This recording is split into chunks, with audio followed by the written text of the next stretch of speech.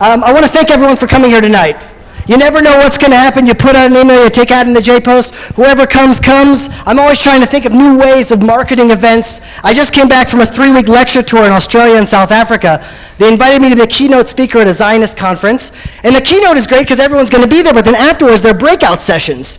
And in the breakout sessions, there's competition. You always want for your session to be the most popular. And I was like, how do I market it? How do I get more people to come to my session?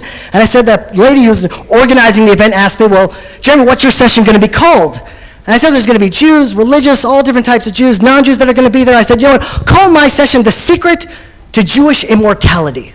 Now, there was obviously some sort of breakdown in communication because in the end, my session was called The Secret to Jewish Immorality.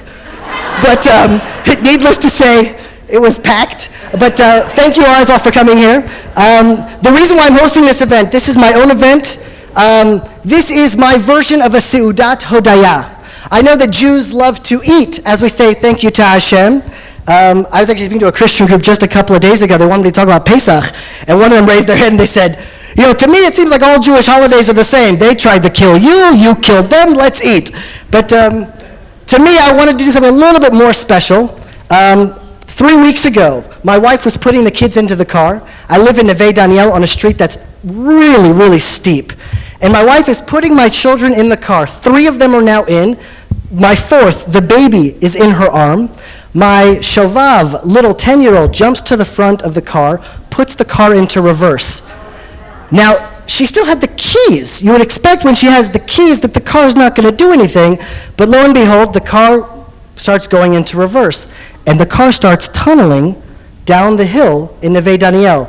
It crashes into one car. My kids are still not strapped in yet because she's putting the kids into the car. You can imagine my wife running down the hill after a car.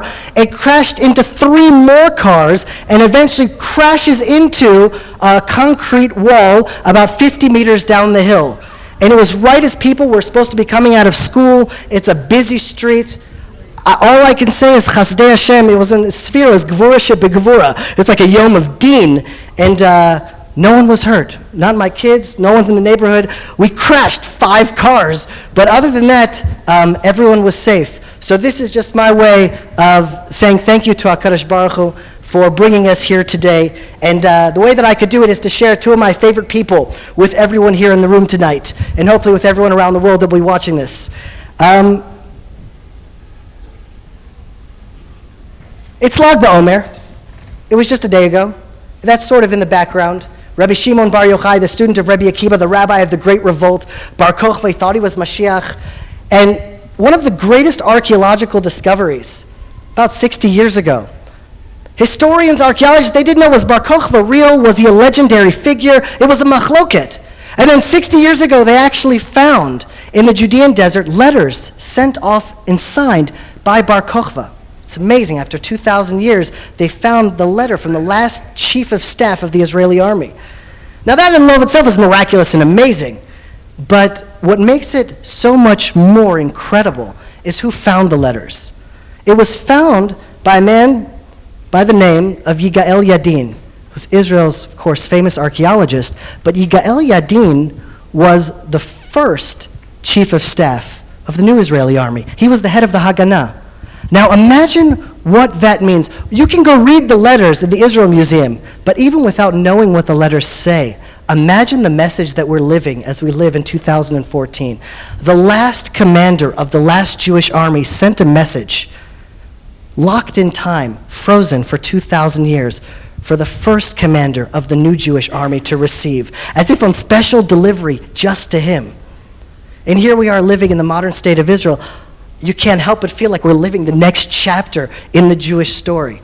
We're literally living history. And in the last 70 years, Jews have changed so radically. In 70 years, we have a new country. We have new denominations. We have new political crises. We have a new enemy now. And just so much has happened that if we don't take a break for just a moment and look around and say, well, what's happening in the Jewish world today, we might miss it. So what I've done tonight is I've brought 2 amazing people who I see as on the cutting edge of what's happening in the Jewish world today. I'm going to introduce them tonight in just a moment. Let's kick it out. So both of these guys are brilliant. They're both thinkers, philosophers, theologians, but really what makes them so special is that they didn't stay in an ivory tower of research and study. They both established institutions on the ground and are teaching hundreds and hundreds of people Torah that wouldn't step into Esha Torah. They wouldn't go into the mainstream Kiruv movements. They're looking for something else. One here in Israel is teaching hundreds of Chilonim Torah. Unprecedented. Jewish philosophy, Greek philosophy, making it all relevant for our times today. The other in America, doing relatively the same thing, just on Torah Chutz La'aretz and Torah Eretz Yisrael. That's sort of how I see you guys. I hope that's a fair enough comparison. And let's begin. All I can say, and this is really why I brought them here, is both of them, they've changed my life. I've listened to almost every single audio class that Rabbi Shai Held has put out. It's a lot. I've read all of Micha Goodman's books. I've listened to everything that I can from him, and both of them have impacted in such a profound way my Avodat Hashem, and for that I can't help but just say thank you, and I'm thrilled to share them with you guys here tonight. So let's begin it off. Rabbi Shai Held is the co-founder, Rosh Yeshiva, and chair in Jewish thought at Machon Hadar. Before that, he served for 6 years as scholar in residence at Keilat Hadar, the flagship of the independent Minyan movement. He received his PhD in religion from Harvard and served as the educational director of Harvard Hillel. His long-awaited book, Abraham Joshua Heschel, The Call of Transcendence, appeared this past fall. Dr. Micha Goodman is a hero. I know I'm supposed to read this from the text, I'm sorry. He's a hero. Someone that writes bestsellers that are in Stamatsky's about the Rambam and the Kuzari that thousands of Israelis are buying now, to me, that's beyond. That is incredible. But that's Micha Goodman. He's the co-founder, co-founder and Rosh Midrasha of Ein Prat. Ein Prat, I would say, is Israel's premier non-denominational pre-military academy and post-military midrasha. He is a leading voice on Judaism, Zionism, the Bible, and the challenges and opportunities facing Israel in contemporary world Jewry. Micha is the author of 2 Israeli bestsellers, The Dream of the Kuzari and The Secrets of Moreh Nevuchim, The Guide of the Perplexed. The English version is coming out in a few months. I read the Hebrew one, fantastic. Micha also delivers a weekly Parsha class broadcast by Israel's leading television network, Channel 2. Although I don't have a television, I've seen them on YouTube. I actually saw them one around Pesach. Was you right around Pesach? I think we saw it. They took us off TV. We're not on TV anymore. We're on TV anymore. I'm so sad to hear that. Not enough ratings. Really? I find that, I don't believe that for a second. Anyway, please everyone, welcome Shai Held and Micha Goodman.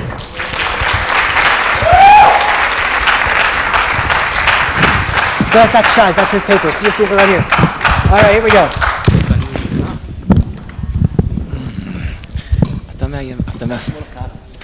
So I want you guys to know, I was, Tehila's not here yet. Tehila wanted to meet you guys so bad. She really wanted to be here. She's on her way. But she said, okay, Jeremy, tonight, whatever you do, just don't try to be too clever. Don't try to be too intellectual. Don't try to be too witty. Just be yourself. I'm still trying to process what that means. I don't know.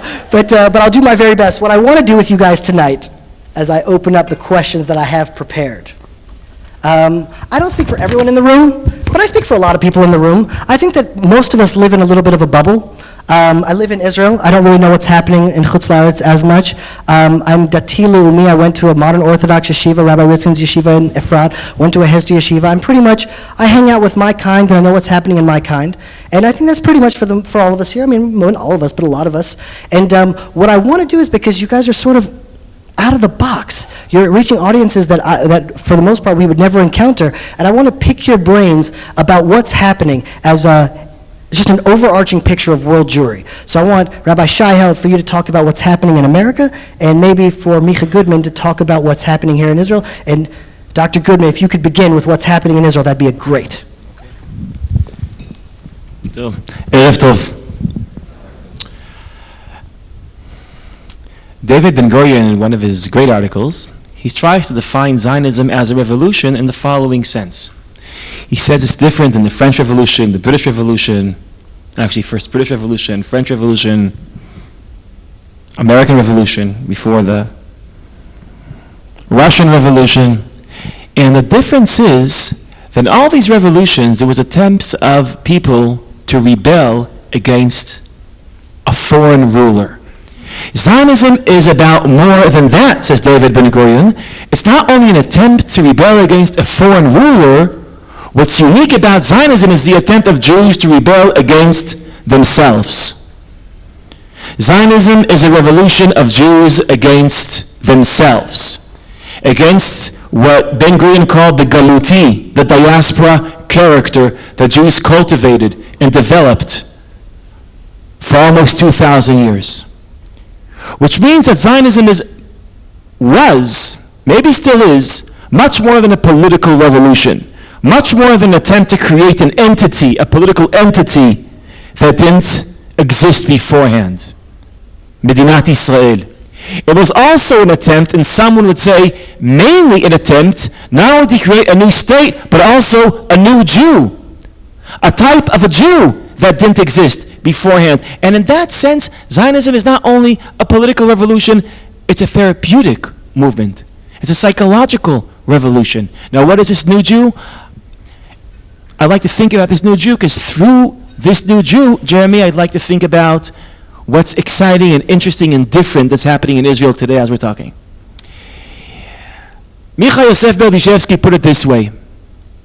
This new Jew is a rebel that rebels not only against the Goy, but also against God. And the reason why it's a double rebellion, it's because Jews are controlled in the Galut by two authorities. We're controlled by the Goyim, by the Gentiles. And Jews in the Galut develop different ways how to satisfy the ruler, surrender to the ruler. What the founding fathers of Zionism and Israelis saw in the end is very pathetic, the way we please, satisfy, and surrender. But it wasn't only surrendering to the Goy, it was also surrendering to what Berdyshevsky called our past. We are controlled by our past. We believed in a story that one day the creator of the world revealed himself to the world. That moment of revelation was captured and recorded in the Holy Scripts, the Kitvei HaKodesh. And the rabbis know how to read what it says there, and they tell us what it says there, and when we hear that, we listen to that, we have to obey to that. Therefore, we're constantly controlled by our past, and that is especially the way our rabbis interpret the Halahka that was developed in that past. By the way, it's not only two authorities, it's also two different sets of anxiety. It's a double fear, Berdyshevsky notices. It's the fear of the Goy, and it's also the fear of God. Developed a myth that if you will not listen to what God says, what will happen to you? Well, you know, after you die, what will happen to you? There's, what? So that's karet, nachon, that's in the Bible. But later on in the Galut, we developed the myth that there is Gan Eden, Gehenom, hell. There is a Yerushalmi preacher called Amnon Yitzchak. Ever hear of him? You're a fan? Yeah. And Amnon Yitzchak says, in one moment he says, you know why you should obey the mitzvot? Lo kedai lalechet legehenom. And then he says to them, you know why you shouldn't go to Gehenom? And the audience, thousands of people say, Lama? Why? And he says, Ki cham shama. Now, the anxiety of being religious, if you buy into these stories, is the anxiety that if I won't obey these halachot, I will burn somewhere, and the afterlife creates a terrible fear. This is the double fear that Jews carry in the Galut. The fear from the Goy, the fear from God. Zionism is about shaking off both fears. Zionism is about liberating the Jews from both authorities. That's why mainstream Zionism had to be secular, because it's an attempt to liberate the Jew and liberate him not only from the Goy, but also from the past. That's atzmaut. That's liberation. Creating what Jabotinsky would call later on, geza psychologi chadash shel Yehudim. What an amazing line. A new psychological breed of Jews. Berdyshevsky says, Anachnu, the founding fathers, Aliyah Shniya, the founding fathers of Israelism, אנחנו הדור האחרון של היהודים, we're the last generation of Jews. That's it.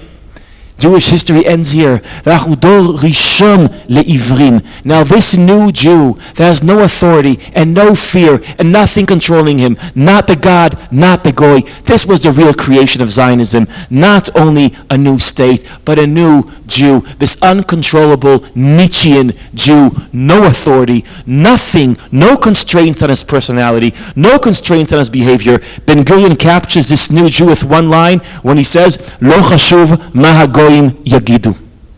חשוב מה יעשו היהודים. It doesn't matter what the goyim will say. It only matters what the Jews will do. That's Zionism. It's about us now. It's rebelling. Nachman Sirkin says that Zionism is it's an attack on halachic Judaism. It's an attack. We're freeing ourselves from that authority also.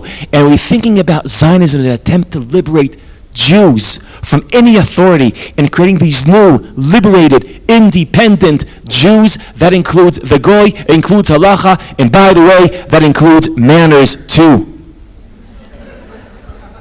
I'm serious. What are manners? What are manners? Artificial social norms that are constraints on our behavior. I would say that Zionism was very successful. Creating this new Jew, we were very, very successful. Some would say too successful. This new Nietzschean Jew is born. This is mainstream Israeliness. Now this is true.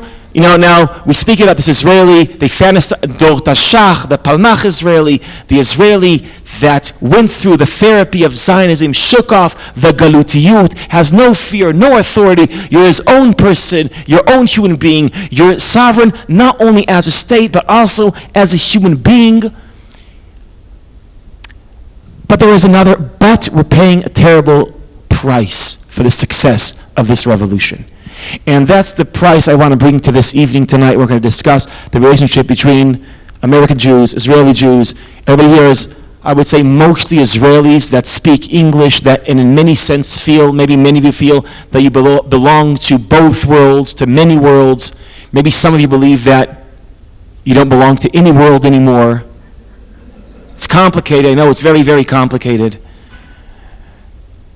But in this attempt to try to understand both worlds and connect both worlds, this is the true tragedy of secular Zionism. Because once Israelis disconnected themselves from the past, the second Zionist revolution, not the political one, once we connected ourselves from the authority of the past, and once you're not connected to your past, so Israelis don't feel connected to other Jews that share that past. Because what connects an Israeli with a Jew in New York, in the Upper West Side, or in Montevideo, or in Montreal? We don't share the same space. The only thing we share is the same past. But if I'm disconnected from that past, so I'm not connected to the Jews of the world, and this is a tragic fact about Israelis. Israelis don't care too much about Jews outside of Israel. And this is the irony of Zionism. Zionism was a result of great Jewish solidarity. The power of Zionism was a result of great Jewish solidarity. Jews caring for each other, and that care, that strong sense of peoplehood, that solidarity created the Jewish state, and then that state blocks that solidarity. That's one of the prices we're paying for the success of the Berdichevsky Zionism. I want to notice, Berdichevsky didn't offer the only paradigm for Zionism. There was another hero back then, another scholar, another philosopher. His name was Echad Ha'am. And according to Echad Ha'am, Zionism is not about rebelling against the past. It's not about disconnecting yourself from the past. You could be a liberated Jew and still be very connected to the past. And it doesn't make you orthodox, doesn't make you controlled by the past. This is how Echad Ha'am thought about it. The sacred text, let's say the Talmud, which Echad Ha'am liked very much, was very unique for the founding fathers of Zionism. The Talmud, for example, the Zohar, the Rambam, the great creations of our past are our creations, even if they don't control us. For Echad Ha'am, these books, these texts are part of who we are, even if they don't control and define who we are. In one of his disciples' words, he's saying, these texts, הם לא מקור סמכות, הם מקור השראה. They're not a source of authority, they're a source of inspiration. For an Orthodox Jew, this is a source of authority. Once you understand what it says there, you have to listen and obey what it says there. For this type of a secular Jew, it could change you, it could shape you, but it doesn't control you. It's inspiration, not authority. In that sense, I would say, this is the difference between Echad Ha'am and Orthodoxy. What's the difference between Echad Ha'am and Berdichevsky? They both had a fantasy of creating a liberated Jew. Just Berdichevsky thought that creating a liberated Jew means you liberate yourself from Judaism. According to Echad Ha'am, it's different. You don't liberate yourself from Judaism, you liberate Judaism. It's about offering a liberated interpretation of Judaism. That's being a liberated Jew. And in this machloket, Berdichevsky, Echad Ha'am, does being a secular Jew mean that I'm disconnecting myself from my past, or I'm renewing the way I'm connected to my past? It seems like Berdichevsky won. And mainstream Israelism, with the anger against tradition, and with the rejection of tradition, that at the end, the result was a lot of ignorance about that tradition 2 generations later. That was the success of Berdichevsky secularism. By the way, most Berdichevsky secular Israelis have no idea that they are Berdichevsky secular Israelis. My sense is, Jeremy, and with these thoughts, I'll start wrapping up, that something very new, very exciting, very different is happening in Israel today. We see a new thirst, a new curiosity for Judaism among secular Israelis. We see this in music. There's many Israelis here, so you know who Ehud Banai is. You know Ehud Banai, nachon? Ehud?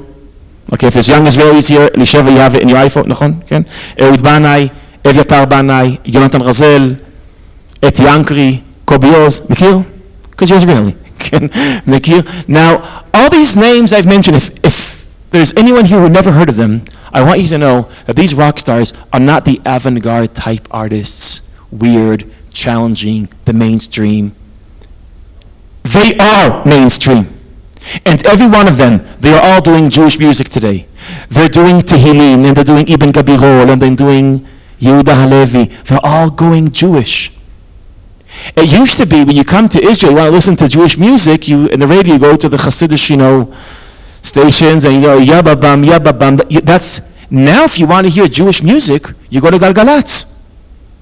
Galgalatz is the 91 psik, Elisheva, 8, 7, Tamir, 91 psik 8, Galgalatz, mainstream. There you'll hear what everybody listens to. Ehud Banai, Evyatar Banai. The number 1 song last year in Israel was a song about Erev Shabbat by the Dag Nachash, Yehudim, by a very important band. A very well-known one. Now, so it's not only about music, it's not only about movies. You all know that the Israeli movie that was a nominee for an Oscar was about Talmudic scholars, which is unbelievable. I know, other people here know. This was, when I read this in the Haaretz, I couldn't believe it because I felt, in the Talmud department in Hebrew Yiddish, there's about 4 people. 2 of them are the professors.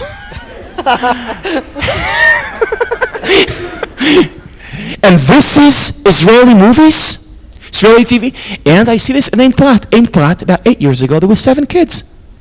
Post Army, coming to learn Talmud, Bible. Why would they want to do this after the Army instead of India? Fast forward, this year, in our different programs, either Elul or Mabua, we have over 300 students. Now, I know I'm showing off, but it's not only the success of Ein Prat. This is something new happened in Israel. What happened in Israel? Let me tell you what didn't happen in Israel. This new thirst, this new hunger of secular Israelis for Jewish tradition, they're not going Orthodox, they're not becoming halachic. It's not secular Israelis becoming religious Israelis. That's not what's happening. A better way to think about it is Israelis becoming Jewish. Not secular becoming religious, meaning if there is a paradigm shift in Israeli secularism from Berdichevsky type secularism to Echad Ha'am type secularism. Echad ha'am is back. And that big machloket he lost, today it's possible that he's coming back. And there's a lot to say about why this is happening and if this will really become the dominant Israeli mainstream. This is very popular among young Israelis, listening to new music, watching new TV, learning in new types of Batei Midrash. This is happening. Will this lead to a new Israeli mainstream? I am very hopeful. One of the possible results is that once Israelis don't feel controlled by their past and yet extremely connected to that past. So once they're connected to their past, they might be connected to all the Jews in the world that share that past. And that includes Jews from New York.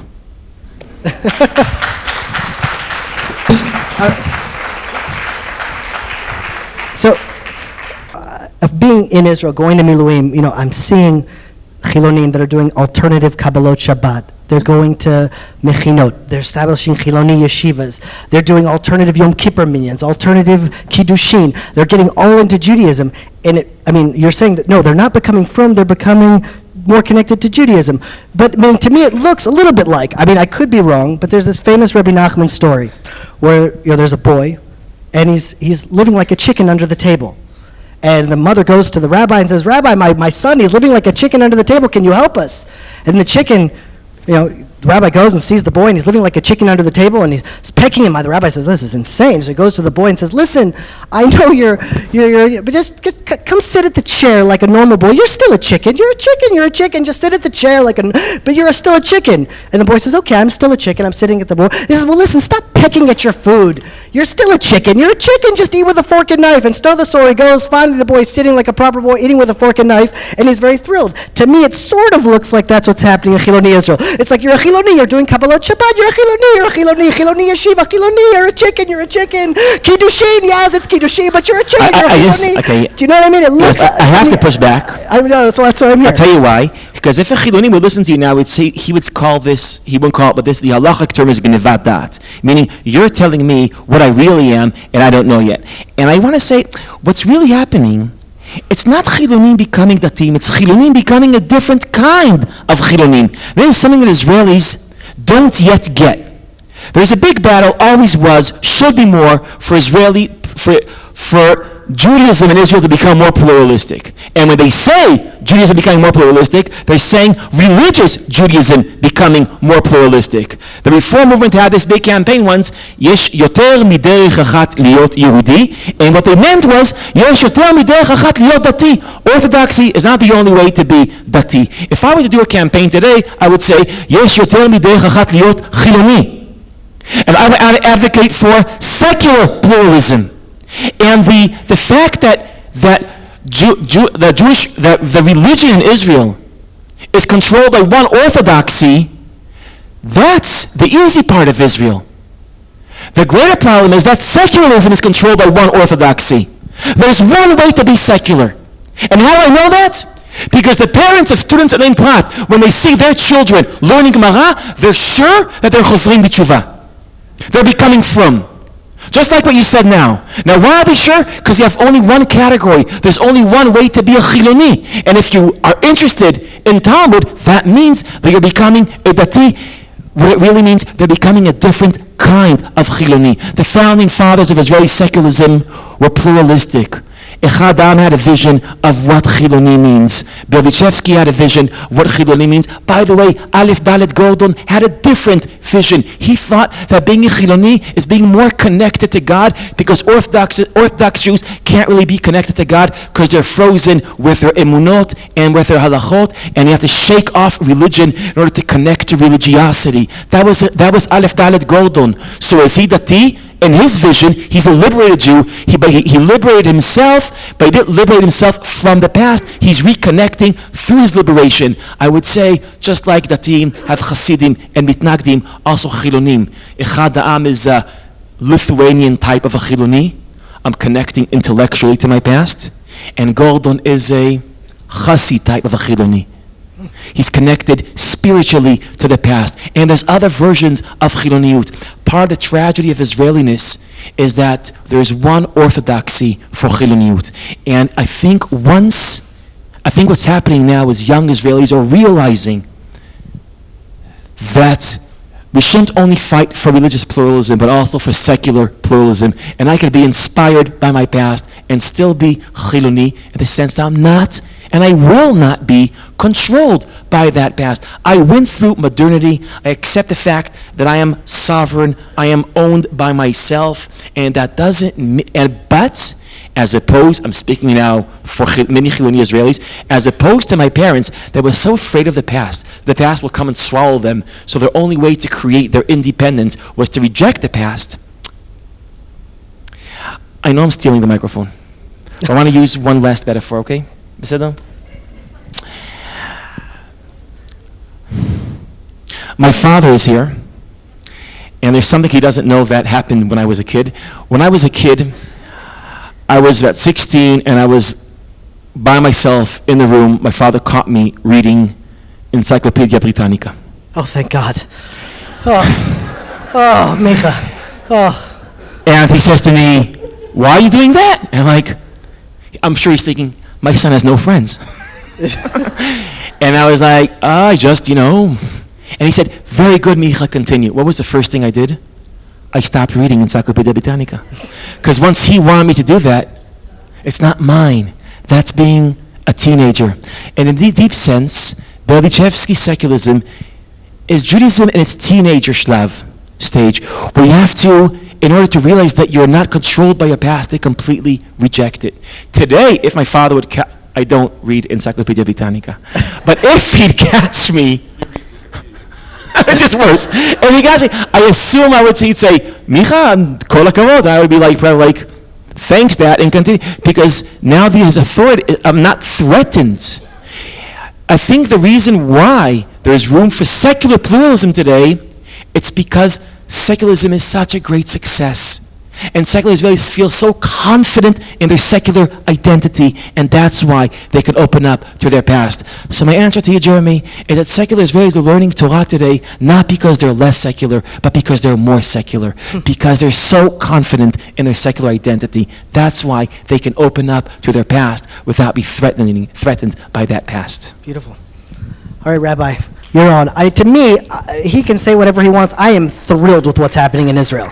Thank you, Micha. But to me, I've read the report, the Pew report in America. It seems like it's a bloodbath of assimilation, but yet still there are these pockets of innovation and new things that are happening. But the truth is, I'm quite disconnected from the modern day Babylon, where you're right there in the heart of it. If you could give us an overview of what's happening.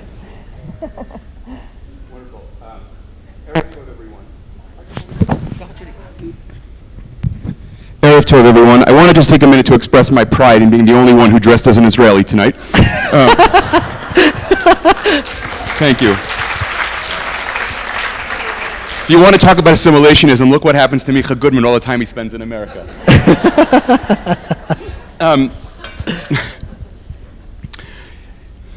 When I was a kid, there was a book that appeared on many Jewish bookshelves. I'm not sure anyone actually read this book, but it was on everybody's shelf. It was called America is Different. And from what I was told about this book, I was busy watching baseball, but from what I was told about this book, it was a celebration of the unique opportunities for integration and achievement that America provided Jews. It was the first place in the history of the Jewish diaspora where Jews could freely be Jews and participate wholly and unapologetically in modern society. In a theological frame, which was not the frame most American Jews operated in then and is not the frame most American Jews operate in now, in a theological frame, one of the ways I've come to think about that, which may sound very odd to you, but is that America represented an opportunity, an unprecedented opportunity to engage in Torah and mitzvot lishma. That is to say, neither the Gentiles nor God were going to force Jews to engage in the discourse of Torah and mitzvot. It was actually a chance to do it freely. The interesting question is, and this is really a topic in a way for another evening, why that didn't fully happen. And in fact, I think one of the most interesting aspects of Jewish modernity is that the fact is every time Jews are given access to the exits, that's where they head. That's what modern European Jewish history is largely about, and it's what, in many ways, American Jewish history is about.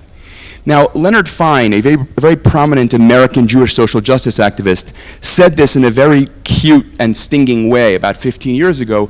He said, the American Jewish community is very confused, because for hundreds of years, they just wanted to kill us. Now, all they want is to marry us. And in some ways, when they wanted to kill us, it was easier to remain Jewish when they want to marry us than when they want to marry us. This is like a very weird paradox. And it's a very interesting moment that we live in the history of Jews in diaspora.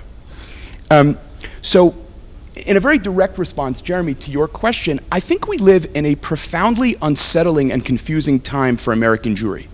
On the one hand, American Jewish religious creativity is at a spectacular level, right? There is so much tisisa, how do you say that in English? There is so much bubbling Judaically, it's amazing. And at the same time, we are in a moment of spectacular and almost unimaginable demographic collapse. I have spoken to a couple of demographers who have said the collapse of the conservative movement, for example, in America in the last 20 years is the fastest decline of a religious denomination that American historians have yet found in terms of numerical participation. Something very interesting is going on there. You have tremendous Judaic creativity and tremendous collapse at one and the same time.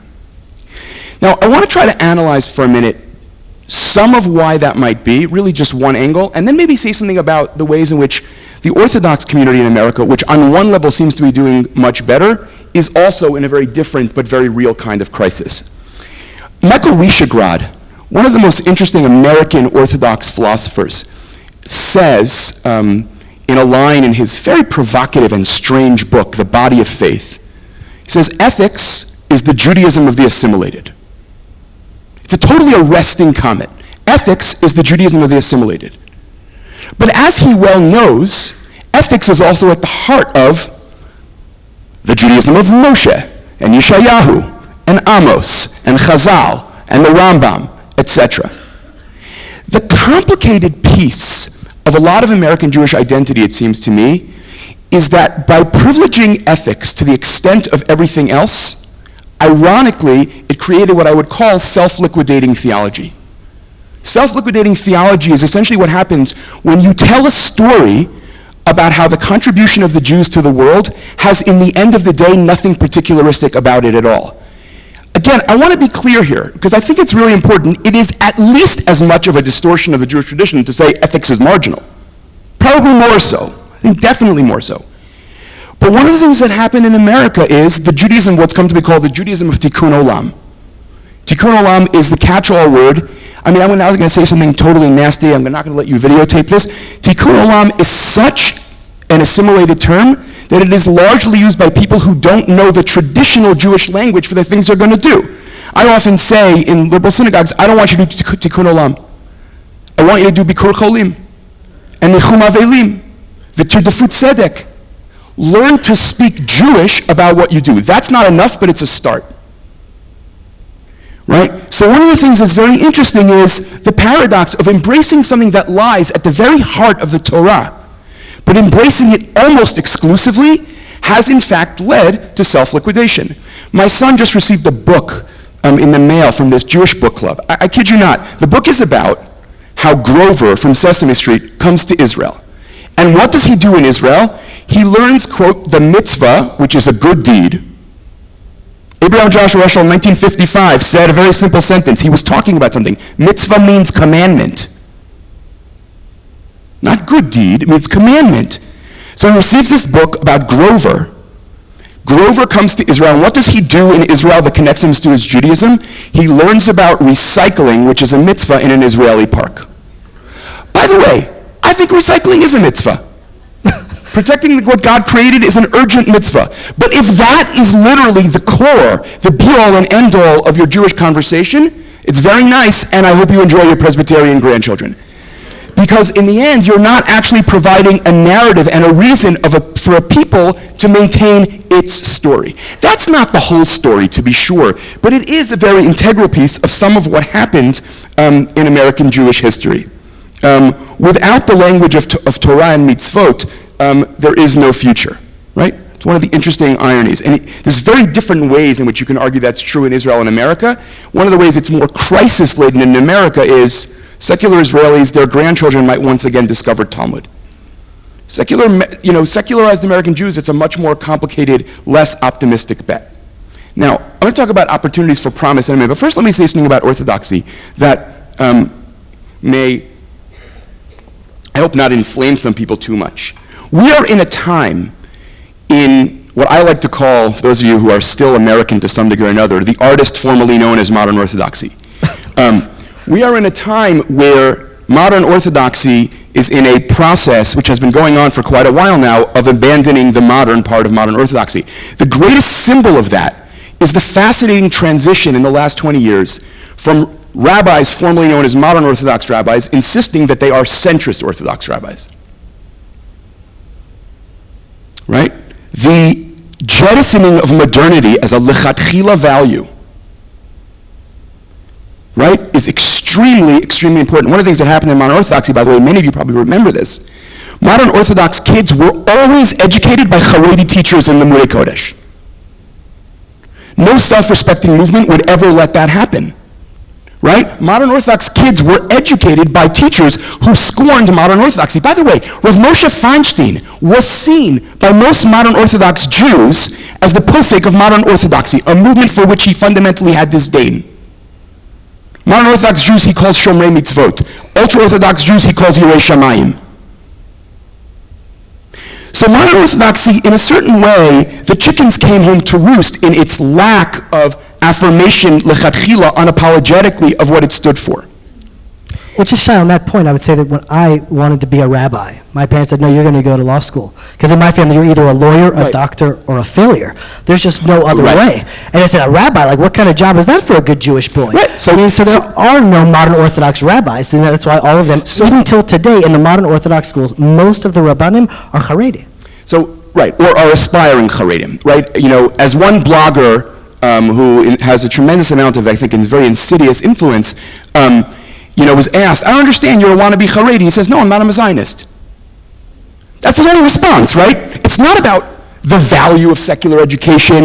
It's not about maybe I embrace unapologetically women having a greater role in society. No, right? It's one thing and one thing only. Now, I want to explain something. I think what's interesting about that, and I think it will take a lot of time until we fully come to grips with this, is that it has created a phenomenon that I have been witness to among my friends, among my students. It has created a whole community of young, modern Orthodox Jews in America who are profoundly cynical about the possibility that Torah is meaningful. Right? Or as a friend of mine likes to say, modern Orthodoxy in America is rapidly becoming an ethnic group. Because one of the things that happens, modern Orthodoxy has a moment which is a profound rearguard action. And I think it's fascinating in terms of the history of Jewish ideas. All of a sudden, people start talking in a way that is unprecedented in the history of Judaism. They start talking about Halahka. The fundamental metaphor for Halahka is an akedah. Right? Now, one of the things that's interesting about that, I don't know if this was conscious or not, although I suspect, given when Rabbi Soloveitchik started using it, it was conscious. Well, if you come to me and you say, well, Dad, I went to University of Pennsylvania, and I've discovered that it seems to me women need to have a greater public voice in Torah as they do in the rest of the world. Halakha is not about that. Halakha is about surrender and submission. You meet someone gay and you say, Dad, I just talked to someone gay. None of what you told me as a kid about what homosexual was is actually true. Can it really be that God has no place for homosexuals? You say, Halakha is about an akedah. It's not for us to help. So on the one hand, it's effective. On the other hand, it's profoundly damaging. Because what happens is, and I cannot tell you how many of people have come to my office and had this conversation. I am shomer mitzvot, but in no way does halakha reflect my own values. Right? That can't hold. It doesn't actually make sense. It can't hold as a posture. And in fact, I think it's very interesting to ask what will happen. Will young modern Orthodox Jews reinvent other kinds of more liberal Judaisms? I hate that phrase, but it's still useful for this moment. Or will they follow many of the Rashi Yeshiva at YU and basically become Haredim? right? Or they could make Aliyah. Or they could make Aliyah. Yeah, no, that's true. Or they could make Aliyah. But Israelis have waited for a very long time for that miracle to happen, and I'm not so convinced that it's happening. And there's a lot of reasons for that. That would be another topic, I think, about why more American Jews, including religious Jews, don't make Aliyah. So I think there's something interesting. In other words, there is a demographic crisis in the conservative reform and reconstructionist movements and the no movement Jews. And there is, I would say, a deep spiritual crisis, or maybe you should say an identity crisis, in what is now called centrist orthodoxy. I want to say another piece of this.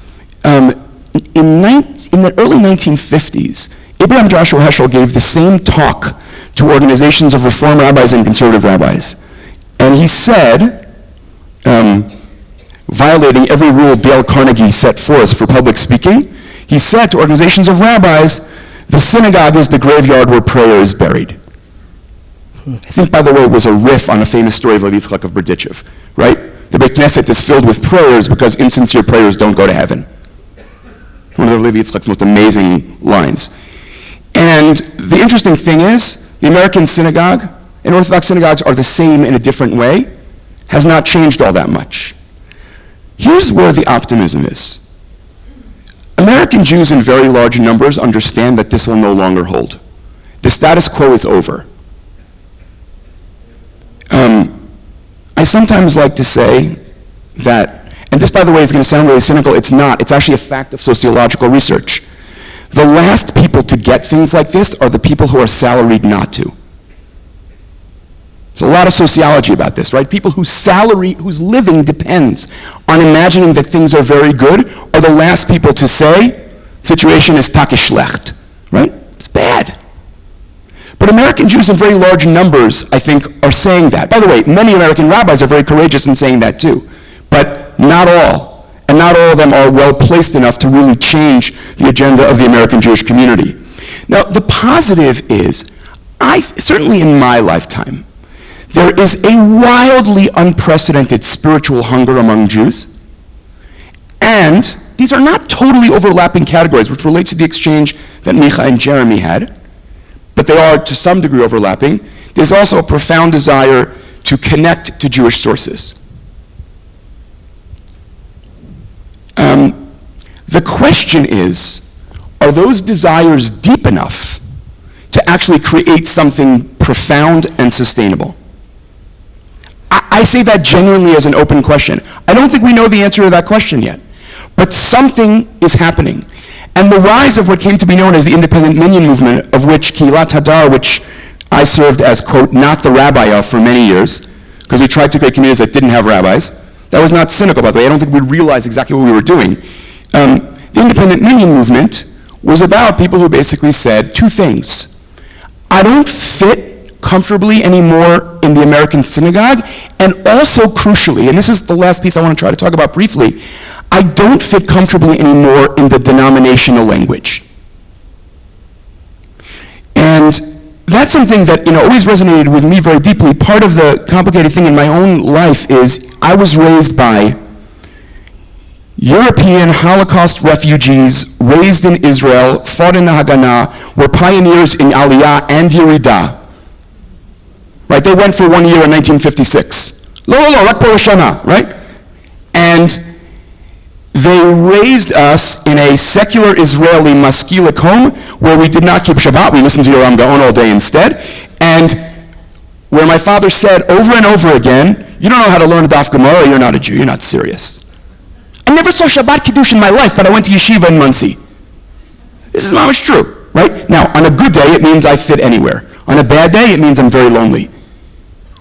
But one of the things it actually allowed me to do was see denominations as basically a function of the idiosyncrasies of 19th century German Jewish history.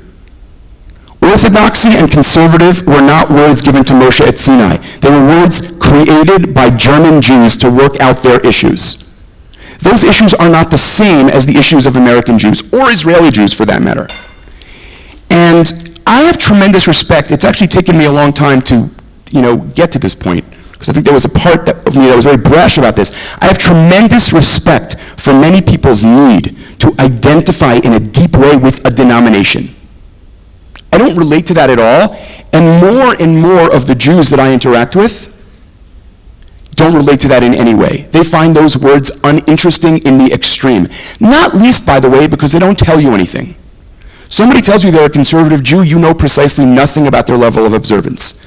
Someone tells you they're Orthodox, you know nothing about their politics, you know nothing about their ideology, right? Are they a Smicha student at YCT or a Rosh Yeshiva at Shuvu Banim in the Old City? On some level, there's some ideological coherence there. On another level, there's no ideological coherence at all. So one of the things that's very interesting is a meeting in America of Jews who are hungry for a profound connection to Torah and mitzvot, who may even be committed to the authority of Torah and mitzvot. I'll talk about Machon Hadar later, I hope. That's a place where a lot of those people congregate. And in the end, if you ask them what's their denomination, you're basically simply misunderstanding what animates them and it keeps them up at night. Reuven Kimmelman, a professor at Brandeis, has this great story where he says that he once asked Abraham Joshua Heschel towards the end of his life, okay, Professor Heschel, at the end of the day, you Orthodox or you conservative? And Heschel's response is amazing. I am not a noun in search of an adjective. And I think that he captured something in that sense and in many others. He was very prescient. He understood something very powerful about, I think, Jewish identity, maybe we could say, in the postmodern world. Now, the last thing I'd like to say, I want to make one tiny intervention in this exchange I witnessed here. One of my academic lives has been about being a historian of religious Zionism. And it seems to me that one of the great struggles religious Zionism has had from its very infancy was the ability to take people seriously when they say who they are. Right? One of the most telling lines in the history of religious Zionism, many of you are familiar with this, no doubt, Rabbi Abraham Isaac Cook's line, Rav Cook's statement, Ma shehem rotzim einam yodim ba'atzmam. What they want, they themselves do not know. And implicitly, but I do. There's a wonderful interview. Yirmiyahu Yovel, an avowed secularist, is invited in the 1970s, I think it is, late 1970s, to write an essay in Nikuda. And he has a great line in there that I've thought about so much over the years. He says, Al tashlu et atzmechem shani mashle et atzmi. Don't delude yourself that I delude myself. Because at the end of the day, and he says very powerfully, he says, how would you feel if I said to you, I'm a Freudian. You're really secular, and when you grow up, you'll realize. Would you not feel that I was condescending to you? That I was patronizing? And I think there's something spiritually salutary in religious Zionists learning to actually take secular Zionists seriously. All of us, Freud taught us nothing if not that all of us have gaps in our awareness. All of us. But somehow there's a virtue in actually letting people tell us who they are rather than foisting our narratives upon them. The line, and I mean this in both ways, the line between generosity and paternalism is extraordinarily fine and sometimes indistinguishable. I think it's important to always wrestle with that. Well, so if we're already talking about Zionism, this is really what I want to get to. And Micha, I'll let you talk to him. For most of people that are a little bit older than us, Israel only has positive associations. The Six-Day War, the independence, the Geulah, Entebbe, amazing. If you were born after 1975 and you grew up in the 1980s, all you know about Israel is pretty negative. Lebanon, Intifada, Oslo, terrorism, apartheid, constant battering and beating, where Israel used to be such a pillar of Jewish identity. It was, and I grew up in Atlanta, not from, Israel was my Jewish identity. Now if I would have grown up maybe a little, and I had not made Aliyah, if Israel was my Jewish identity, I probably wouldn't want to be very Jewish today. And I wonder, what is the struggle now with Israel, Aliyah, Zionism? How does that play out in the modern sort of young adults in New York? Are they still proud of Israel? Are they sort of shying away from Israel? Do they still see it as an ideal? Why aren't they making Aliyah? If you could just address that, that would be fantastic. How many hours do we have? So I want to take issue in a way with one thing that you said in your question. I don't think it's actually true that most American Jews raised after 1975 have a purely negative image of Israel. I don't think that's true at all. I think what they have That's not what I meant. I just meant like the stories that are told Yeah, of Israel I are relatively think- negative in the news, in the media. We don't have any more Entebbe's anymore. We have Gilad Shalit now. Well, I would say something that I hope I'm not misheard here. I think that there is only one way in which the extent of American Jewish alienation from Israel, which in a minute I'll say is much less than people think, but the extent of American Jewish alienation from Israel has had one very salutary positive effect, which is vicarious Judaism is over. That is to say, people who are 60 years old, many of literally their Judaism was going to the AIPAC conference. Their Judaism was, the JNF Pushkas. There are very few Jews under 55 years old for whom that is their Jewish identity. Now, don't mishear. There are many American Jews for whom that is part of their Jewish identity. But there are very few American Jews for whom that is the entirety of their Jewish identity. And part of that is actually a very healthy thing. That is, if you're going to live in America and you're going to be Jewish, you have to engage with Judaism. And not just vicariously. By the way, this is going to sound insane, but I think this is actually true. It's the same thing that happened with conservative and Reform Jews and their rabbis. Rabbis lived vicarious Judaism for their congregants. I cannot tell you how many conservative synagogues I have visited over the years as a scholar in residence where people have, and they don't say it like this, but like, oh, my rabbi is from. And those two things go together. The collapse of the rabbi as the vicarious Jew and the collapse of Israel as the vicarious identity are actually in some ways entangled. It's actually about American Jews knowing, they have not yet in large numbers been successful at this, but American Jews knowing that if American Judaism is going to succeed, it has to be about American Jews engaging Judaism. Not rabbis engaging Judaism, and not just Jews engaging Israel. Jews engaging Judaism. Right? I think that is a very clear development. I mean, very few people are delusional about that at this point. I think there's a lot of awareness about that, maybe not quite that forcefully, but I think that that's actually pretty clear. Now, I would say one of the things you said in a starker way, when I was a child, I'm 42, when I was a child, American Jews would scream their head off at each other about religion, and there were two things you could do to get them to all of a sudden hold hands and sing Kumbaya. To just, I say that flippantly, but to really love each other. One was talk about Soviet Jews, and the other was talk about Israel in crisis. And there were a few people who said, and again, I say this, I don't mean to be misheard, the freeing of Soviet Jews was a huge crisis for American Jewry. On the one hand, it was a mark of the spectacular success of a Jewish community that had power. As Rabbi Yitz Greenberg so wonderfully put it, even in Galut Judaism is over. Right? Jews lobby like crazy. Right? Think about the Soviet Jewry movement, spectacular. Right? American foreign policy. I mean, a president couldn't give a speech without talking about Soviet Jews. American Jews are nothing. Milton Himmelfarb, one of the great American Jewish sociologists, one of the most memorable comments of all time, he says, Jews ought to be reminded now and again that the total number of Jews in the world is smaller than the margin of error of the Chinese census. Now, if you think about the impact of American Jews on American politics, it's staggering. The Soviet Jewry story was an amazing testimony. And if you wanted Jews to come together, right, nobody was a kofar. Nobody called anybody names when the name Anatoly Sharansky came up. We were all brothers, sisters. And similarly, if you talked about Israel in crisis, it was amazing. Teachers in my yeshiva, they loved Reformed Jews on Salute to Israel Day. That was the one day a year they loved Reformed Jews. Let's go march in a parade together. We all love Israel.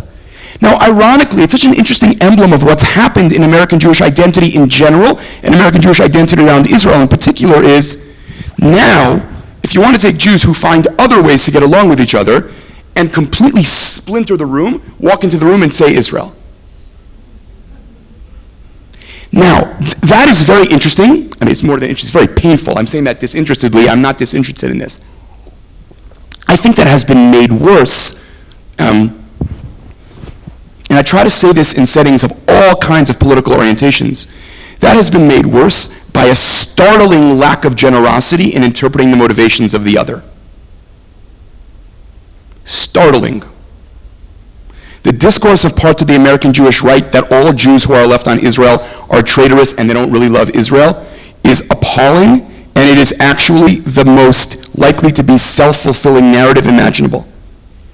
If you tell liberal American Jews they have no place at the table about Israel, they will leave, right? And conversely, the narrative that says all Israelis who are not left are basically fascists is similarly unhelpful, and to mention Dale Carnegie, does not win friends and influence people. It's a very deep problem. The inability to listen and talk, by the way, I don't know if this makes it better or worse, that's not about American Jews, that's about America right now. I don't think that's uniquely Jewish in America at all. Witness Congress.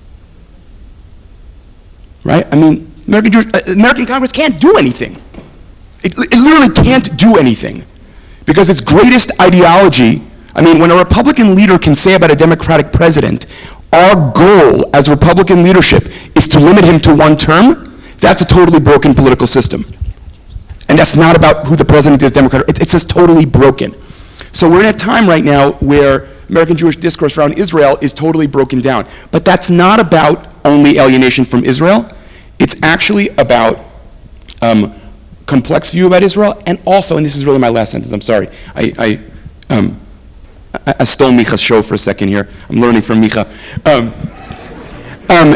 It's also that American Jews under the age of 40 no longer buy the narrative that says American Jewish identity around Israel consists of donating to Israeli causes and having no public opinions about Israeli policy. That simply won't fly. We can analyze for hours on end why that is. I think that's true, by the way, of the right as much as the left. The left is usually tarred for that, but it's true of the right too. Norman Podhoretz used to say, American Jews can't criticize Israel ever.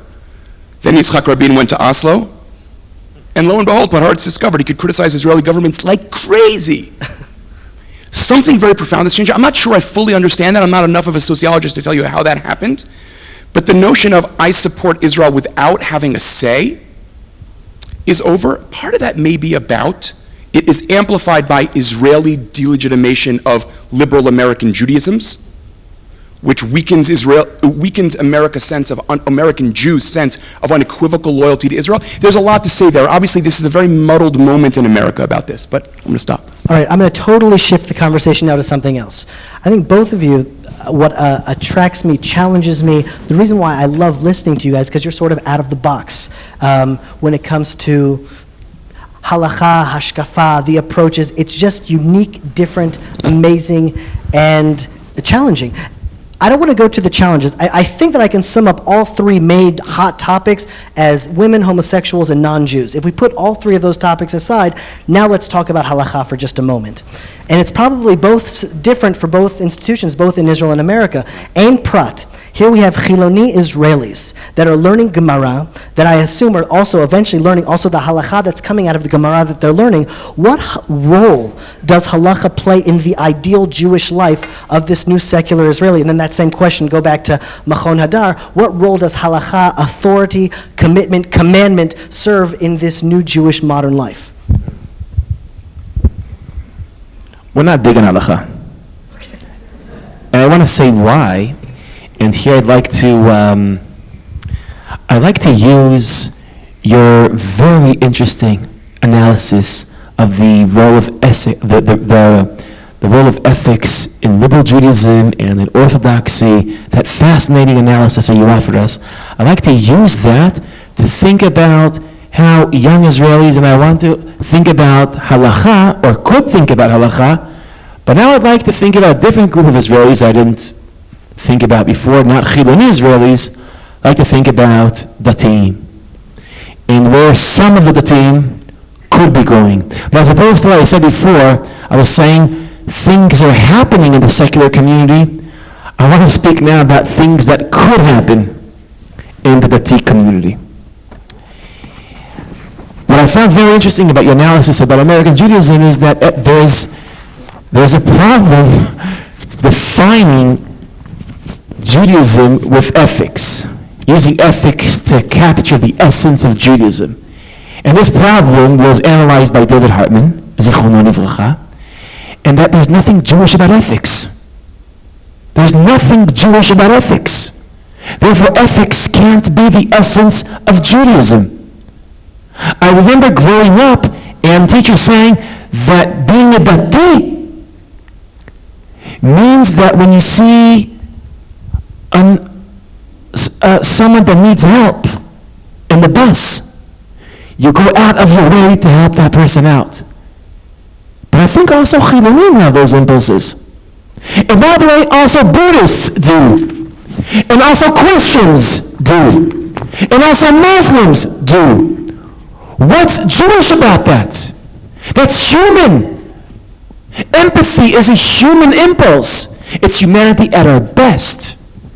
It's universal. Now when we divide the Torah into Ben Adam Lechavero and Ben Adam Lemakom, we don't always notice that Ben Adam Lechavero is universal and Ben Adam Lemakom is particular. When I say that I give tzedakah, that's not necessarily a unique Jewish behavior. That's human. That's universal. Tzedakah is universal. What's Jewish about that? Muslims do it a lot, sometimes more than us. We could learn from Muslims about tzedakah. But tefillin is just ours. Eating kashrut, that belongs to us. Having a mezuzah in your door, that's not universal. That's particular. That's Jewish.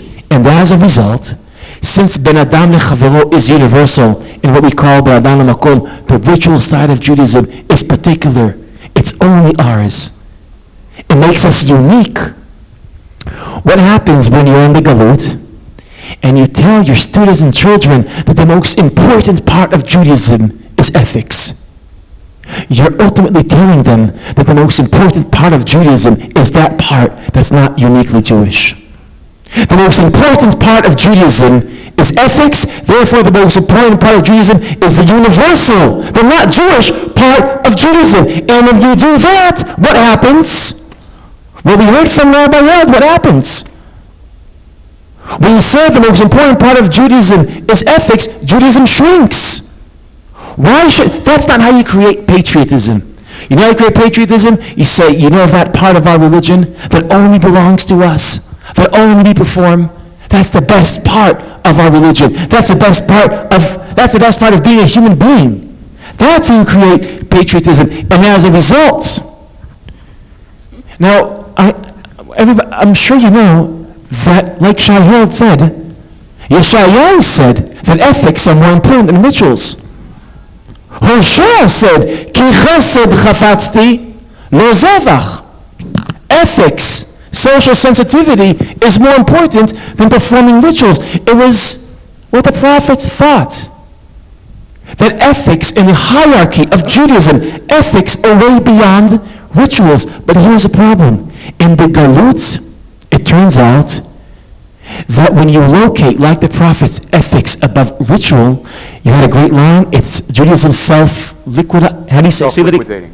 It's Judaism, it's self-liquidating Judaism. It turns out that in the Galut, if you emphasize the human part of Judaism, you lose Judaism. In the Galut, if you emphasize prophetic Judaism, like Rav Sherla calls it, you lose Judaism. The only place in the world, it seems to me like, that the Galut presents an impossible dilemma. My only way to sustain Judaism is to distort it. The only way to sustain Judaism is to locate ritual above ethics. That works. That sustains Judaism, but that's not the Judaism I want to sustain. That's the impossible dilemma of the Galut. Now, the only place in the world where I could sustain Judaism without distorting Judaism and bring Yeshayahu back is in Israel. That's why this is a updated version of Echad Ha'am, saying that Zionism is not there to guard the Jews, it's here to guard Judaism. We're the only place. Now, and the reason is that this is what I hear the challenges of the Pew Research, and I hear you talking and I listen. Rituals are a very effective defense mechanism, and then you go to Akeda Judaism. You have to say, ethics is not important, only ritual is important. You move to that distorted Akeda Judaism.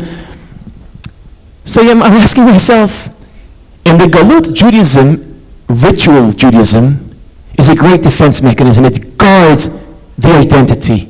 It guarantees Jewish continuity. It does that. In Israel, we don't need rituals to do that. We don't, Jeremy. You know why? Because Israel guards not only the Jews, but Judaism. And how does Israel guard Judaism? Because it offers 4 elements that guards our identity. 1, we speak Hebrew. 2, we live in Jewish land, in Eretz Israel. 3, we interact almost totally with Jews. And 4, we live in Jewish time. Israel, when you're in Israel, you live in Jewish calendar, even if you're not from, even if you hate rabbis. So when you say "Anachu lifnei Chagim," you don't mean Christmas. Today I sat with someone in Derech Bet Lechem, and I ordered coffee from a Meltzarit. Now, how Jewish is that? I was with a Jew, I spoke Hebrew, I was in Yerushalayim in Derech Bet Lechem. How biblical is that? And I drank Kafe Hafuch. Now these 4 elements, the language, the land, the people, and the time. Shai, how many Americans are living in Lag BaOmer today? I assume most Americans aren't living in Lag BaOmer. Most Israelis are living in Lag BaOmer. Even anti-datiim are living in Lag BaOmer today because they're living not only in Jewish land, living in Jewish time, speaking the Jewish language, interacting with Jews. These 4 elements are we don't need milchiks and feishiks to guard our identity. We don't need that stuff. Which means, I'm not saying now to neglect halakha because we don't need it. Let me just say what I'm going to say, because this is video. I'll get in trouble for what I just said. So I want to complete what I said. In America, this is called walking it back. Yeah, okay. He's now going to walk it back. If ritualistic Judaism is such a great defense mechanism, bringing ritualistic Judaism to Israel, where we have this great system guarding our identity. It's like bringing a sandwich to a Chinese restaurant. We don't need it. But maybe that's what's great about Zionism, is that we could use halakha not to guard our identity.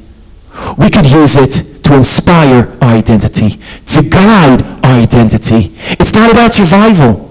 And when halakha is not about survival, we can be more bold about it, do experiments with it, think about it differently. In the galut, you touch halakha, you lose it.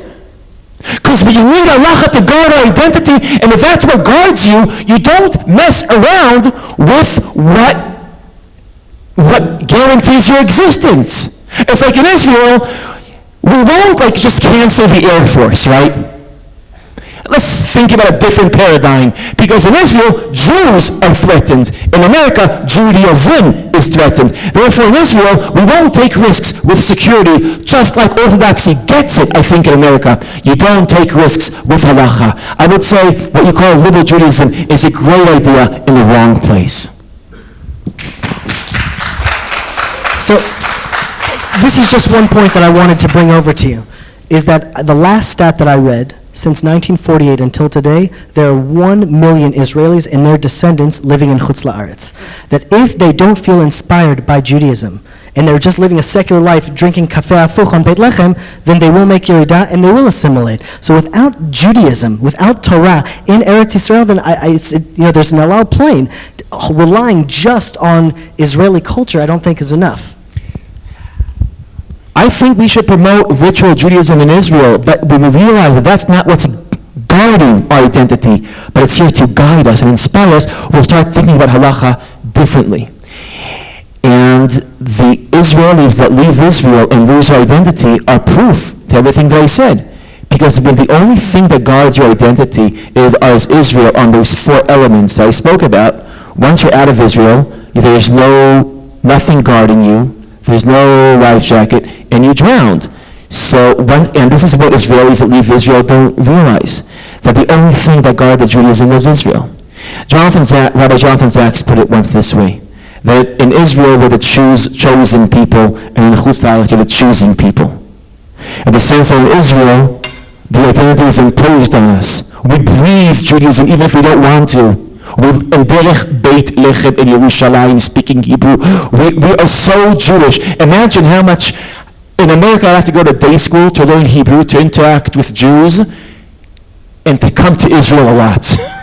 Here, it's just here, it's in the air. So Judaism is chosen for us, it's imposed on us. In America, you have to choose it, invest in it. That's why American Judaism is exciting, because you have to choose it. That's why in Israel it's guaranteed, because it's chosen for you.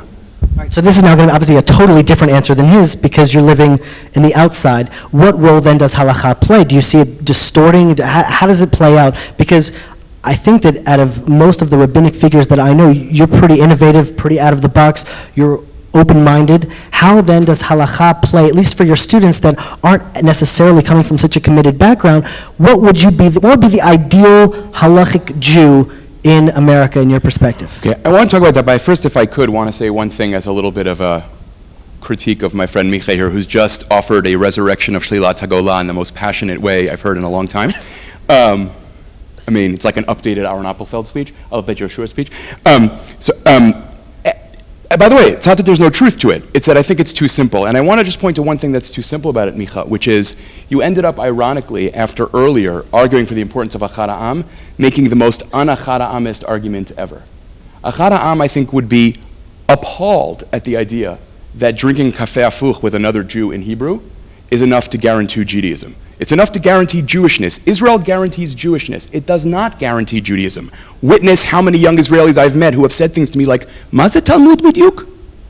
That is not a culture that preserves Judaism. That is a fantasy. And I think, one of the things I've tried to do is be honest about, one of the ways that American Judaism is broken. I think it's important to acknowledge the ways that actually Achad Ha'am would have a lot. You know this. You, of all people, have actually operated on an Achad Ha'amist critique of much Israeli secularity. But when it comes to talking about America, you then adopt an anti-Achad Ha'amist position. Oh, it's just guaranteed by being here. Actually, no, it's not. So the Jewish identity is guaranteed by being here. Like you said, your grandchildren might learn Talmud in Israel. In America, they might be Presbyterian. So our identity is guaranteed here. I agree with you.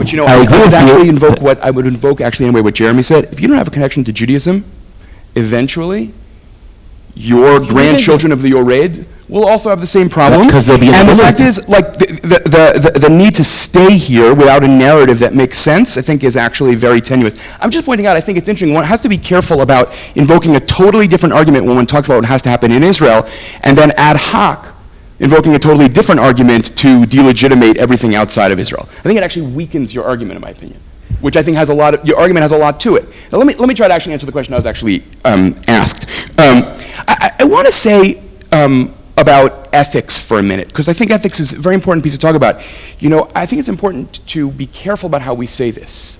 It's not that ethics is not Jewish. I much prefer the second way you said it. Ethics is not uniquely Jewish. Sure. Right. Now, what's important there is that, now this is not enough to guarantee Jewishness, but what religion has the potential to do is, I want to underline potential, because tragically anyone who's religious with open eyes knows all too well how religion can do the opposite.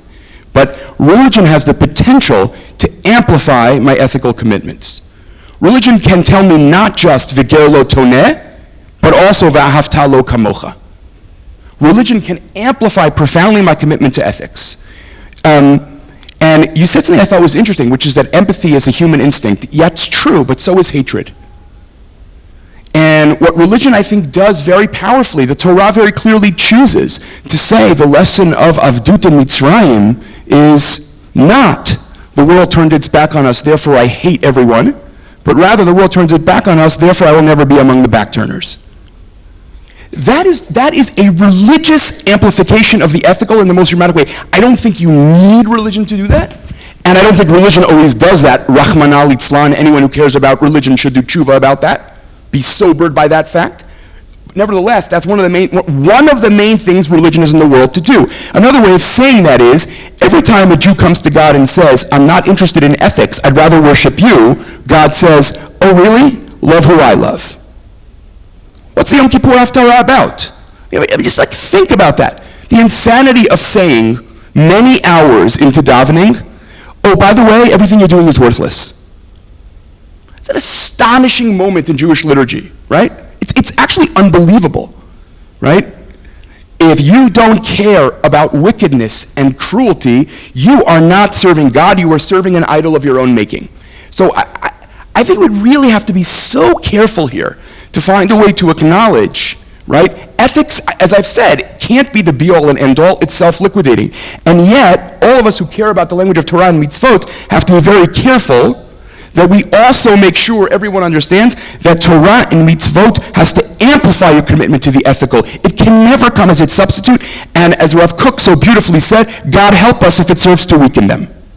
That is, as he famously says, Yirat Shamayim Pisula. The kind of religion that leads you to do things you would never contemplate doing were you not religious is Yirat Shamayim Pisula. One of the most, I think, important sentences he ever wrote. Now, in terms of halakha and Mechon Hadar, I want to first clear up one misconception, which I think is important. Of students who study at Mechon Hadar and have a denominational identity, more identify as Orthodox than anything else. So when we say that Jews who come to Hadar come often from no background or limited commitment, that actually tends not to be true. There's a very diverse crowd. I would say that many of the Orthodox Jews who learn at Hadar come because they want a different halachic discourse, not no halachic discourse. They want a halachic discourse that does not feel to them anti-humanistic, that does not feel to them that it foments rather than mitigates hatred, that feels to them like it actually is reflective of values they can stand behind. So there's a lot of halachic discourse. One of the differences between Mechon Hadar and Ein Prat is Mechon Hadar is an unapologetically religious institution where the discourse of Avodat Hashem lies at the very center of the institution. Now, not everyone who learns at Mechon Hadar ends up with exactly the same commitment to halakha or same understanding of what commitment to halakha requires. But halakha and observance are at the very heart of what Mechon Hadar does. And I want to try to say something just as briefly as I can, although obviously this could be blown up into much bigger conversations, about the way we talk about halakha and Mechon Hadar, which I want to emphasize is, in my view, not a chidush at all. It's actually the way halakha was talked about throughout most of the history of the Jewish people. One is that halakha without agadah, or without a theology that animates it, is meaningless. It becomes a series of rote performances that aren't about anything. No discourse of lemi ani amel, no discourse of who, or if you must, what am I serving, leads halakha to be just stuff that I do. And so one of the things we try very hard to do is to actually situate halakha in a discourse of agadah, in a discourse of theology, in a discourse of narrative, in a discourse of story. The same place, by the way, that the Talmud Bavli situates it, right? There's no great innovation there. The second is a discourse of halakha that also makes very clear that human goodness, what philosophers call virtue ethics, also is integral to an observant Jewish life, right? Otherwise you become, in the famous phrase of the Ramban, very easily naval b'shita Torah. I'm just not a very good person. And so we try very hard, and again, there's no chidush here, right? This is actually how Jews talk about halakha. Halakha in the context of agadah, and halakha with the affirmation of human goodness. This, by the way, was at the very core of the Rambam's project, right? Before he paskins anything else, he paskins deot, which does not mean opinions in the Rambam, it means moral characteristics. Right? The Rambam thinks halakha without virtue is garbage. Not to put too fine a point on it. It's meaningless. So halakha is very much at the center of the discourse. I will quote my friend Rabbi Eugene Korn, who says this very beautifully: for an observant Jew, halakha is necessary, but it is not sufficient. And every observant Jew, on some level, knows that or knew that. And if that's been lost, it's part of that same akedah discourse that I think has been very acidic for the meaningfulness of Jewish life in North America. And I think Micha put his finger on something very powerful, which is, he's right. You tamper with halakha, quote unquote, it's very risky. You don't tamper with halakha, you falsify it and make it unconnected from reality. Right? I don't think what we do is tamper with halakha. I think what we do is read halakha and Jewish sources the way they've always been read and discover more and more panim b'Torah. Kol ma she'talmid vatik atid lomar kvar nemar leMoshe b'Sinai. Right? So, I would reject the notion that on that level Machon Hadar is innovative. In some ways, it's restorative. One of the things that I enjoy most about your classes is that at the end of every one of your classes, or almost every one of your classes, is that you always say, well, what we've learned here today, or what we've thought about today, think about how that will affect your relationship with God, how that will affect your Avodat Hashem, and meaning, what is the ultimate goal of your Avodat Hashem as you're trying to give it over to these students in the Upper West Side? What is the goal? If I could say something about your question, I think one of the things that plagues American Jewry, I think it's true about Israeli Jewry in large numbers in a different way, but I think one of the things that plagues American Jewry is that we live in a profoundly atheological time, which is not the same thing as atheistic, although there's obviously some overlap. We live in a profoundly atheological time. If I said to you, name me every great living Jewish theologian, how many fingers would you have left over on your first hand? But we live in a time when I think that's one of the things that actually happened to Orthodoxy in America. One of the reasons Halakha has become so central is that everyone's afraid to talk about theology. Because I'll put this in another way, which I don't know if any of you will come back, but next year we can have this conversation, which I don't have an answer to. There was a time in America where there was a discourse called post-Holocaust theology that wasn't just a chronological descriptor, it was a content descriptor. Right? It was people who were wrestling with, how do I talk about divine providence in a world of Auschwitz? That discourse has largely ended. And in the last couple of years, al mishkavi baleilot, I have started worrying that the reason that discourse ended is because the questions won. That American Jews realized they didn't actually know how to talk about God. So Reformed Jews and conservative Jews in large numbers increased their secularization. Orthodox Jews thought about the Shulchan Aruch. I am oversimplifying in ways that are offensive, but there is a grain of truth here that I think is actually very important to wrestle with. So one of the things I try to tell my students is, look, I don't think that one can be a religious person in this day and age and be sane without having doubt. I really don't think that. I think if you live in a world where the number of children who die of starvation every day do, and all hunky-dory, you say, well, of course, there's a loving God who loves every human being. On some level, if you've never doubted that, you're just kind of crazy, I think, right? So what do we do in a world where doubt is unavoidable? Well, I think one of the things we do, in all honesty, is remind people that a Judaism without struggling with God is like reading a novel and omitting all of the passages about the main character. There's no narrative there anymore, right?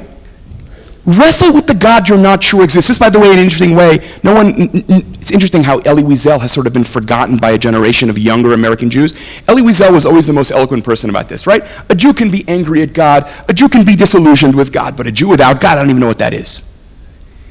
And, I think it's very important if we're I don't really believe at the end of the day you can recover the Masorah without recovering a struggle with God. I'm saying that as expansively as I can. So I say to students all the time, let's find a way to remember that Torah is about something, and there's a dream that it has. I like to define that as a world in which human dignity is real and the presence of God is manifest, and the Jewish people have a massive role to play in that as the people covenanted to God. But if we don't talk about what Judaism is for, it'll end up being just kind of stuff we do, a hobby, a weekend occupation, an ethnicity, without asking Lemi Ani Amel. That's the conversation I'm trying to restore to America. That sounds so grandiose. That's a conversation I'm trying to, in my own limited way, help American Jews have, because I think it's a discourse that American Jews have been afraid of, and a lot of American rabbis are also afraid of it, because they think their Jews don't connect to it. So I have a diverse group of rabbis that I really adore. And one of my mentors was Rav Menachem Fruin, the chief rabbi of Tekoa, also in his love for Eretz Yisrael and also in his undying passion for our Arab neighbors and how to balance both of those loves together. And he used to bring all of his children together every Friday night, and now I do this with my children every Friday night. And he used to say, גם אם כל העולם יהיו דתיים, אני וביתי נעבוד את השם. That even if all of the world will become firm, me and my household, we're going to serve God. And so I really appreciate with that service. Is there a makom for Avodat Hashem, talking about God in Ein Prat, or it's just intellectual? Where does that sit in Israeli culture in your institution? Not too much. No God. Just God is, I think I am everything that Shai is preaching against. In a sense that trying to make sense of Judaism without a strong awareness that we are reacting to a presence of God. Now, I would say if the way William James understands religion, there's a sense that you feel the presence of God and you're reacting to that presence. In the very, very good days, I feel like I'm reacting. I lost that sense that William James calls that there's the presence of the absent, of the mystery, what Heschel speaks about. I guess I'm in some way emotionally not very developed. I'm saying it seriously. And it's true that Shai wrote a very important book about Heschel. I heard him speaking about Heschel. That's why I'm planning to read his book. And I was involved, and I still am involved, in an attempt to try to introduce Heschel to Israelis. And a few years ago I was involved. I wrote an introduction to a book of essays translated by my good friend Dror Bondi, that's doing so much to try to bring Heschel to Israel. And the question we asked Heschel is there's so much God there. So much God there. Does Heschel have a chance in Israel? Asking, does Heschel have a chance of Israel, is asking, does the God conversation have a chance in Israel? Are Israelis too cynical? Will they see this language as, and I'm being very Israeli now, as kitsch? Maze. Will this have a chance? And my experiences in Ein Prat and with Israelis is the following. That our Judaism, to make a paraphrase on Mordechai Kaplan, is much more about a strong sense of belonging than about believing. That our Torah is about belonging to the Jewish people and expressing our connection to the Jewish people and fighting for the Jewish people and trying to make the Jewish people better people, more effective. Trying to remind many, many Israelis that the Israeli identity and the Israeli passion is a Jewish passion, and that passion is not only focused on the Jewish tribe, there's a universal mission here also. And that is something we could speak about publicly. The God thing is so intimate. It's always something personal. It's always something it's less public, it's less out there. People blush when they speak about God. It's like speaking about your deepest secrets. So I would say, quoting Leibovich, that our connection, the belonging, the emotion of belonging, is something to do with Reshut HaRabim. And believing is Reshut HaYachid. Is something more personal, more intimate. Is that healthy? Maybe it is. But that's what it is. For many Israelis, also from Tzionut Datit, that are more rational, and many, many secular Israelis that want to connect to the Jewish people and therefore to their past, because they believe that's our shared past, that's the motivation. It's curiosity and it's empathy. If it's belief is something more personal, more intimate, Bereshut HaYachid Shel HaHakara. All right, I didn't prepare you guys for this question, but I'm going to ask both of you this question. I want to put Machon Hadar and Ein Prat on the side now, and this is a question to Rabbi Shai Held and to Dr. Micha Goodman, because this is the last question for the night. What is that? What about our question? That was not publicized on the flyer. This is my night. This is my Seudat Hodaya. This is for me, not for you guys. I want you to know that. Maybe if there's afterwards, if they're nice, they'll hang out and schmooze with you guys, but this is my question now. Maybe if there's a chance. I don't know. It depends how long their answers are. Right now it's 9:40. 9:45. Here we go. Are you ready? What is the purpose of life? What is your purpose in your life? When we speak about meaning of life, this shouldn't become a philosophical question. If I create an argument that life has meaning, at that moment, I'm eroding the sense of meaning. I once heard from an Israeli philosopher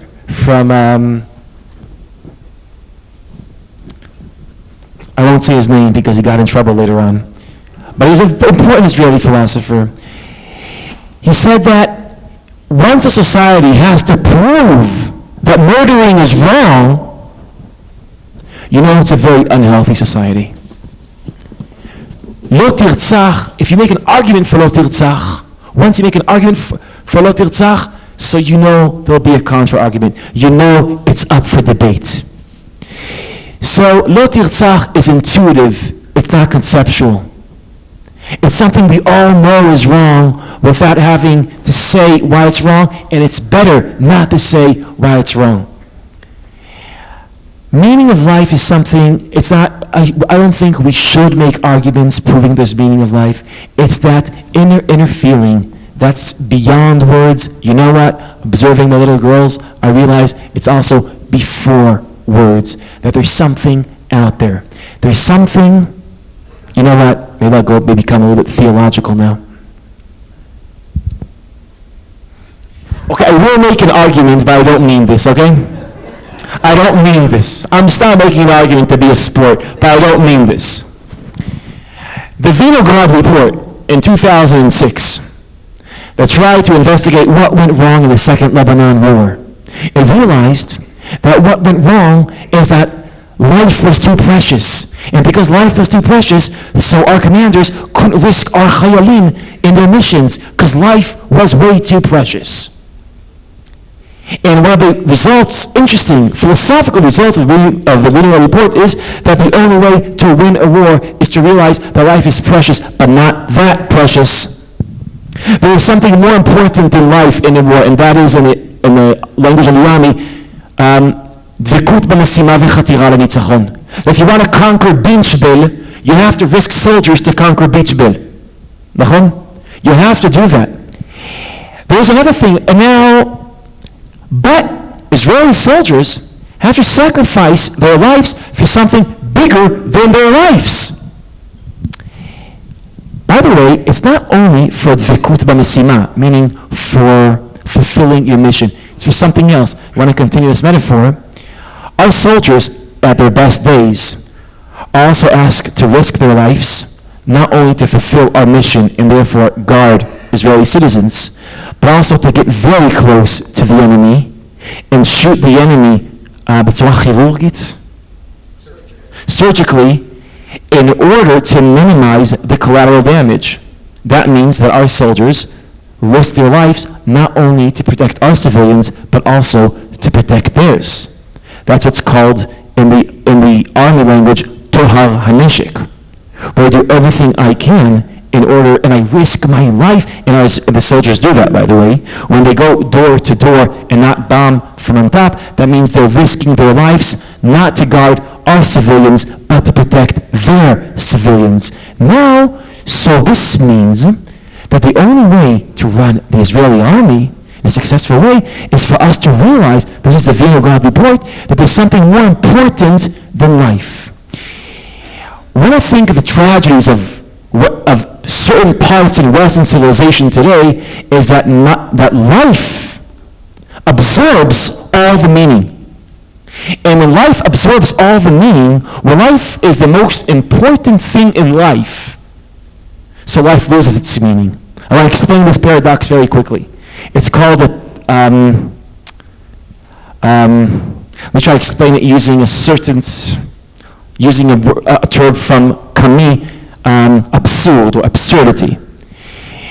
What if the Darwinists are right and the neo-Darwinism are right, and the most important thing in life is to survive, and everything we do is to survive? And the reason why I read books is because I acquire power, and I acquire knowledge, and knowledge gives me power, and that enhances my chances to survive.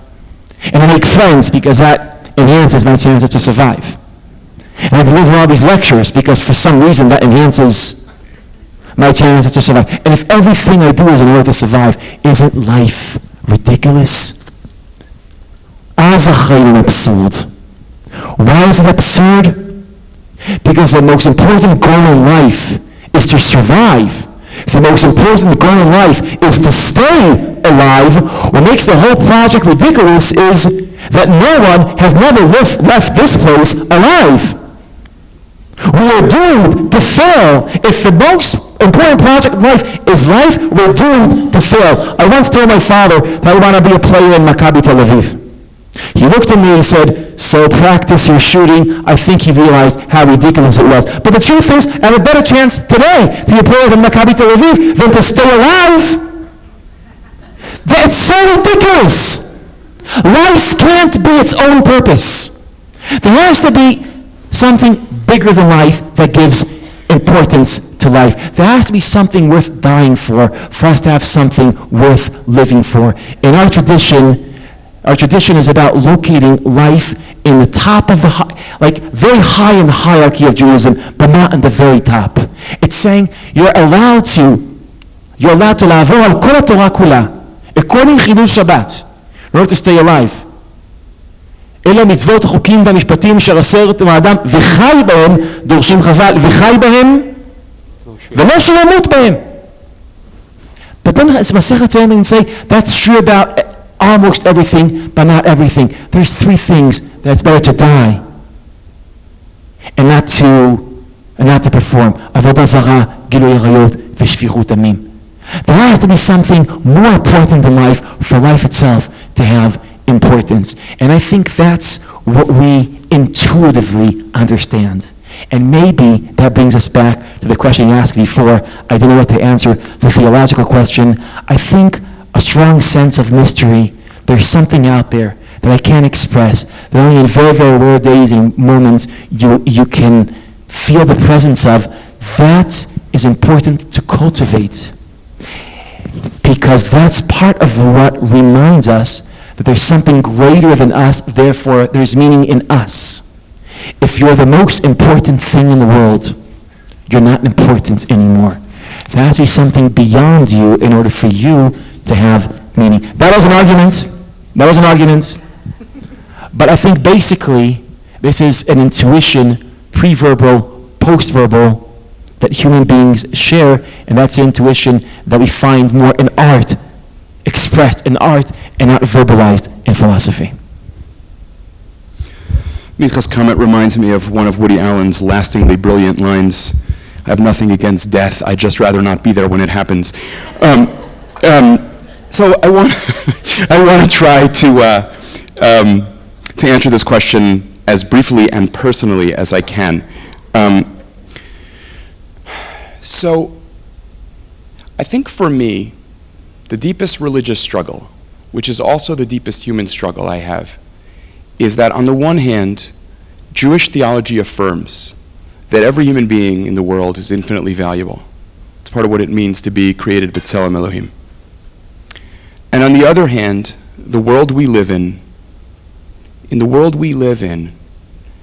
human dignity is trodden and trampled upon in countless ways every day of our lives, in every corner of the world. Not just in faraway places, although surely and more dramatically there, but also in our very living rooms, in our very backyard, everywhere. And it's always seemed to me that what it means to live religiously with your eyes open, would be a different meaning in English of the word to be an observant Jew. What it means to live with your eyes open is to live with the reality of the chasm between what your theology says and what your eyes show you. Michael Wishigrad says somewhere, I'm not going to endorse this fully, but it's an amazing line. He says, Judaism is predicated on God's promises being more believable than the facts. I think one of the problems that many Jews have is those promises don't seem as believable as they once did. That's in a way some of what Micha's talking about. But I really see one of the central tasks of being a human being, certainly being a human being serving God, is to live one's life such that when you die, you can actually say to the Beit Din Shel Mala, or better, they can say about you, in your own little way, you close that gap between the theology and the reality just a little bit.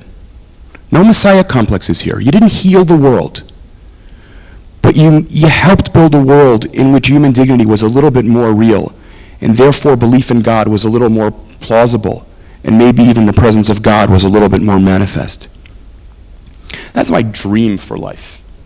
That has, when you actually take it seriously, unbelievable implications for what it means to interact with other human beings, for what it means to serve. I would say what Micha said in a different way. Life is not about surviving, life is about serving.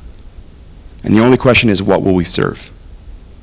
We can serve money, we can serve wealth, we can serve hyper-nationalism, we can serve lots of things. Or we can serve the Kadosh Baruch Hu, who says that God is Ohev Ger, Ohev Yatom Volmana. And do I live in such a, not do I talk that way, but do I live that way? Does the world have a little bit more divine love in it because I walked around in this world?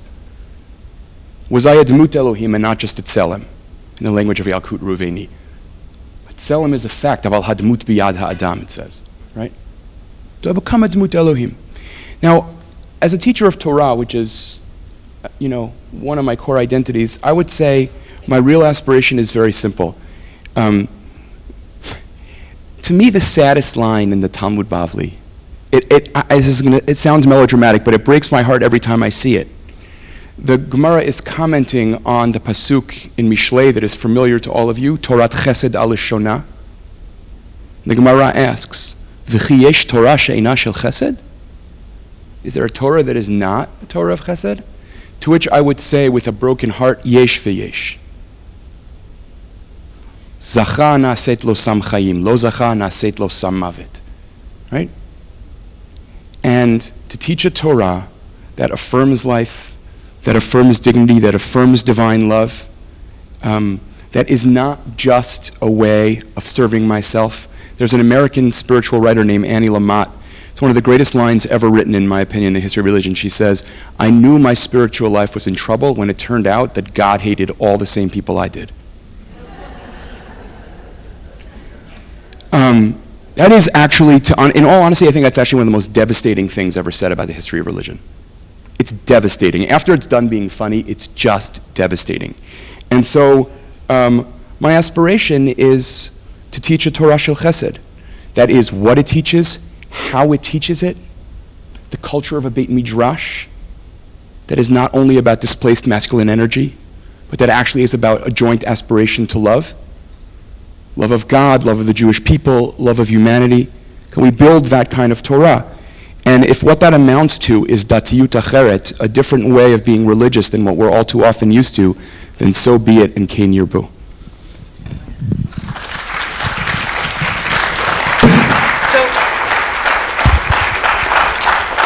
So just a last word. First, I want to thank Dr. Micha Goodman and Rabbi Shai for coming here tonight.